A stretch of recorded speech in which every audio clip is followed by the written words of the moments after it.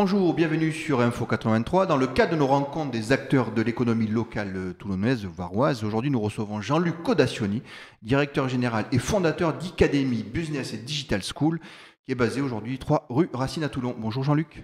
Bonjour. Alors Jean-Luc, déjà dans ces périodes de vœux, qu'est-ce qu'on peut vous souhaiter pour 2020 ? Alors ce qu'on peut nous souhaiter, c'est une année déjà qui ressemble à celle de 2019, avec une activité en plein développement et puis pas mal d'innovations, je pense, dont une dont on va parler aujourd'hui. Alors, tout d'abord, qu'est-ce que Icademy ? Pourquoi Icademy et pas Academy comme tout le monde connaît ? Alors, Icademy, à la base, c'est un centre de formation spécialisé dans le e-learning diplômant et certifiant. Donc, on s'est créé en 2006 et au démarrage de l'activité d'Icademy, 100% de nos formations proposées étaient proposées dans le cadre du e-learning, d'où le Icademy. Voilà. Donc vous avez démarré en 2006, donc ça fait 13 ans, c'est ça ? Bien avant un petit peu toutes ces e-learning, et toutes ces sociétés qui fleurissent un peu de partout en France. Oui, tout à fait. Effectivement, le e-learning aujourd'hui est en pleine croissance. Donc en 2006, c'était pas le cas, hein. On était, comment on dit, une start-up. Alors à l'époque, ça n'existait pas trop, les start-up, enfin, en tout cas la terminologie. Et on était précurseurs dans ce domaine, puisqu'on a été quasiment les premiers à créer ce type d'accompagnement, ce type de dispositif pour former en fait des personnes à distance par l'intermédiaire du e-learning. Alors vous êtes basé sur Toulon, hein, comme je l'ai expliqué, 3 rue Racine, mais vous avez pas mal de centres en France. Pourquoi déjà Toulon ? Pourquoi le siège à Toulon ? Alors pourquoi le siège à Toulon ? Parce que tout simplement, déjà une origine toulonnaise, et puis l'équipe de démarrage était basée sur Toulon. Donc naturellement, on a créé Icademy sur Toulon. Alors depuis, on a évolué, mais le siège est resté sur Toulon. D'accord. Donc, alors, pour qu'on comprenne un peu bien votre activité, vous êtes un centre d'études à distance ou présentiel ? Parce qu'on se rend compte aussi que vous faites de plus en plus de formations en présentiel, c'est-à-dire en présence des étudiants. Vous pouvez nous préciser un petit peu plus ? Oui. Alors, on a fait les choses un petit peu à l'envers de ce qui se fait aujourd'hui, hein. Nous, notre postulat, c'est de rendre disponibles nos formations à toutes les personnes, partout, tout le temps. Donc ça, c'est le postulat de départ. Et puis la société a évolué, hein, on s'est agrandi, et naturellement, nous avons développé des centres en présentiel, mais avec une approche différente de celle qu'on peut trouver dans des centres de formation présentielle classiques, c'est-à-dire que nous proposons ce qu'on appelle du mixed learning, donc une partie à distance et une partie en présentiel. Alors pourquoi le présentiel ? C'est vrai qu'il y a un public qui se forme chez nous, qui préfère avoir un accompagnement dans un centre de formation et le reste de la formation en distanciel. Combien de diplômes proposez-vous ? Alors aujourd'hui, je crois qu'on tourne autour d'une quarantaine de parcours diplômants. Alors c'est un catalogue de formation qui est qui est constamment Constante en évolution. en constante évolution, puisqu'on se projette vers un catalogue qui va proposer une 60aine de formations diplômantes. L'objectif en fait qu'on a, c'est de coller au marché de l'emploi, aux besoins des entreprises, et donc de proposer des formations professionnalisantes qui permettent un réel débouché en termes d'emploi et une montée en compétences aussi pour des salariés qui sont en poste dans les différentes entreprises avec lesquelles nous travaillons. Alors, êtes-vous labellisé, certifié par l'éducation nationale ? C'est obligatoire. En fait, et nos diplômes et notre centre de formation et notre concept de formation doivent être labellisés pour pouvoir faire ce type d'activité. À ce sujet, on va avoir juste une petite interview d'une de vos étudiantes, hein, qui a bien voulu se prêter au jeu des questions-réponses.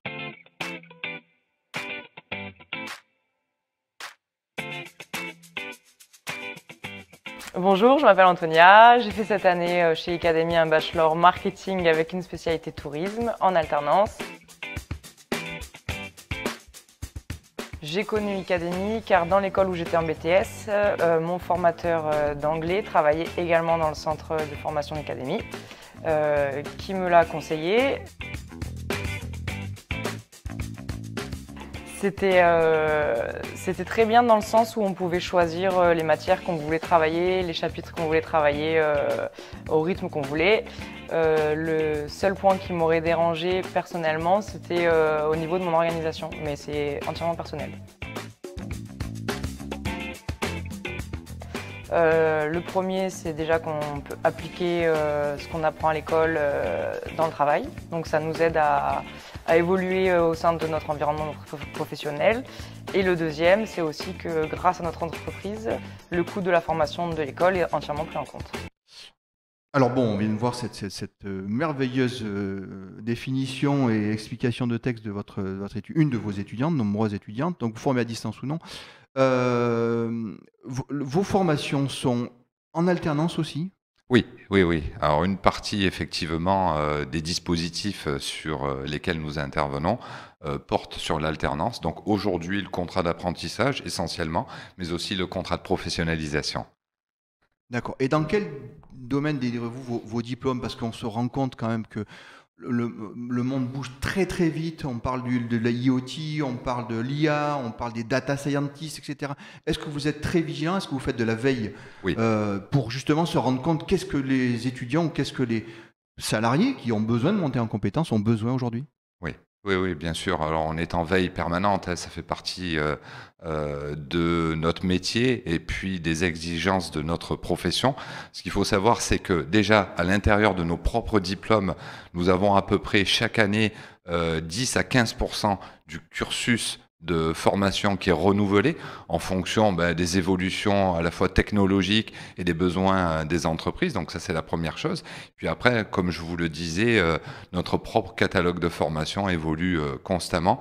Et par exemple, là, nous lançons un nouveau diplôme, chef de projet digital et marketing. Nous allons lancer un diplôme de community manager.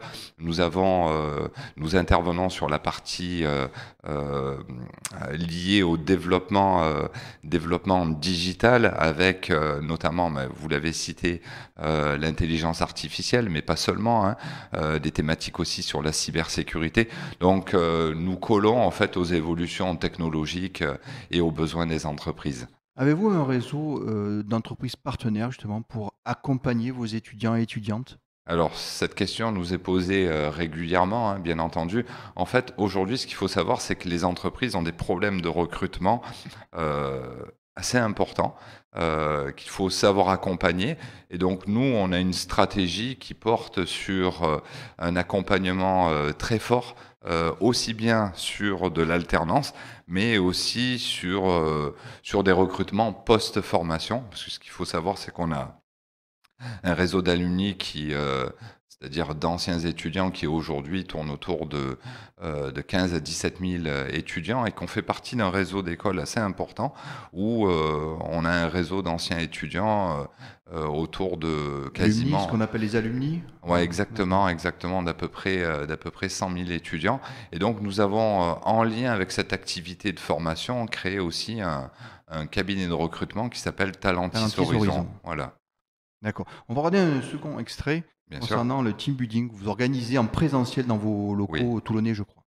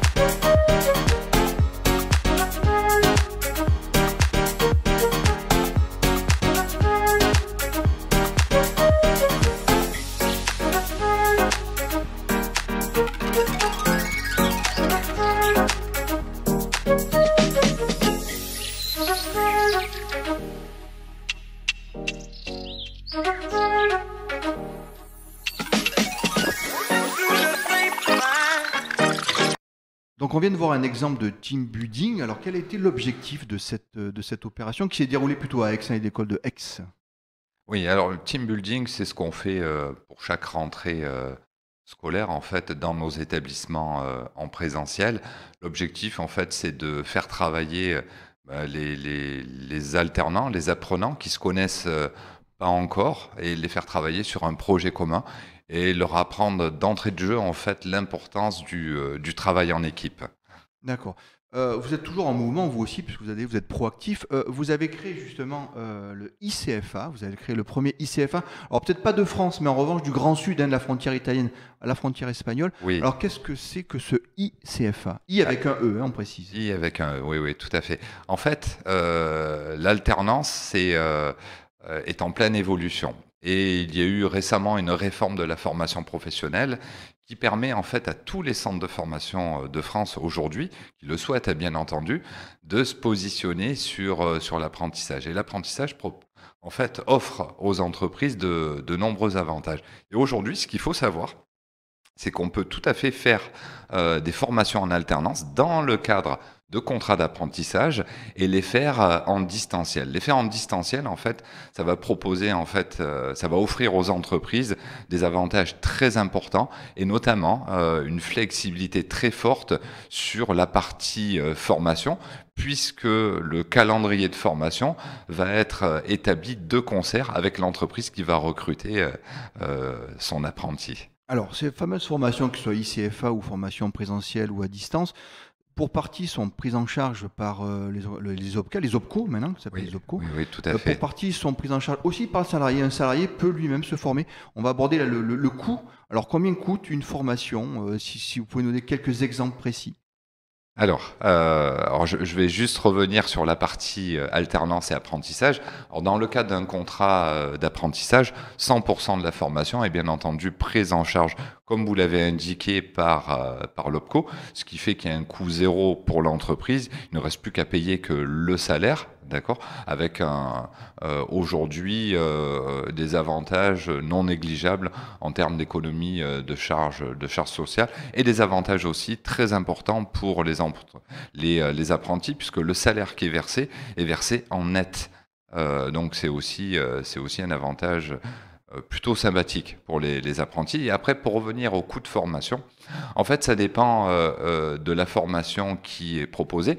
Mais on va dire que si la personne autofinance sa formation, parce qu'on a aussi ce public, hein, c'est-à-dire des personnes qui vont choisir une formation chez nous et qui ne vont pas passer par le biais d'un financement entreprise ou par le biais de leur compte personnel de formation ou d'un contrat en alternance. Donc, on va rentrer dans une catégorie d'autofinancement. Ce qu'il faut savoir, c'est que les formations reviennent entre 2 000 et 4 000 euros à peu près l'année, en moyenne 3 000 euros. Une année, c'est-à-dire combien d'heures à peu près, ce qu'on peut estimer en nombre d'heures? 600 heures. En moyenne, c'est 600 heures l'année. Vous êtes vraiment voilà. sur le prix du marché quand même. Oui, tout à fait. Dernière petite question avant Oui. de conclure. Vous faites aussi des capsules vidéo, ce qui permet Oui. aussi, ils sont en permanence disponibles pour vos étudiants? Oui, tout à fait. Alors, effectivement, on a mis en place un nouveau concept de formation qu'on appelle capsule de compétences. Ce qu'il faut savoir qu'en fait, c'est que tous les diplômes sont découpés en blocs de compétences. Et par l'intermédiaire de la réforme de la formation professionnelle récente, un bloc de compétences est certifiant en lui-même, c'est-à-dire qu'il donne des crédits, d'accord, et finançable dans le cadre du compte personnel de formation. Alors nous avons été un peu plus loin dans le découpage, puisqu'on a découpé ces blocs de compétences en capsules de compétences, c'est-à-dire qu'un bloc de compétences est composé de plusieurs compétences, et donc pour on va dire faciliter l'acte de formation, notamment à travers des formations beaucoup plus courtes sur des points très précis. On permet aussi bien aux salariés qu'à nos apprenants en alternance d'accéder à notre plateforme capsule de compétences sur des formations bien spécifiques qui va les intéresser en lien soit avec leur formation diplômante et ou leur métier. Jean-Luc, on vous remercie beaucoup et puis on vous souhaite de former beaucoup d'étudiants en France. Merci pour cette interview.